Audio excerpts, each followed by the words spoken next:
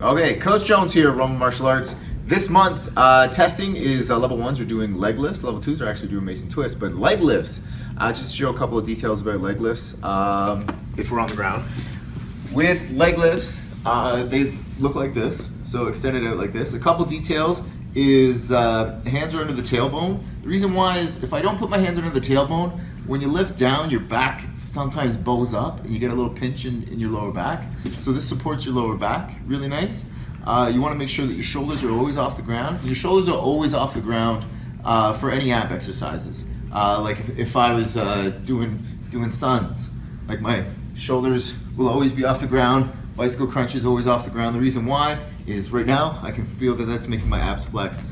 If we do leg lifts and I'm just resting my head, I'm not using as much of my abs as I could. So make your core nice and strong and tight.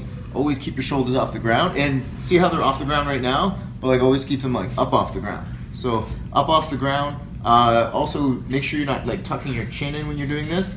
One common thing that people will say is that their neck gets sore. The reason why is because when you're usually in this position, you're on a pillow and you're sleeping. So it's usually beginners or newer people where they feel a little bit of a ache in their neck. It's really just your muscles working. Your muscles aren't used to it. You'll get used to it after a while, and you're not going to get like a big like beefy neck, but your neck will get like stronger. So hands under the tailbone, shoulders up off the ground. My feet are always going to be about a couple inches above the ground, like 2 or 3 inches above the ground. And I'm going to drive up to the sky and then down. So this could be my leg lift. And if you want to make it a little bit more challenging, I'm going to lift my hips up at the top. So a little rock at the top. And you can hear if I'm talking, like my voice gets a little tight because my abs are flexing a little bit harder when I lift my hips off the ground. Avoid your toes going above. Like this is a little too high. Like there's no counterweight at this point. It's just everything straight up. So when we're doing it, just going up, and almost like I'm trying to like point my toes to the far corner of the ceiling.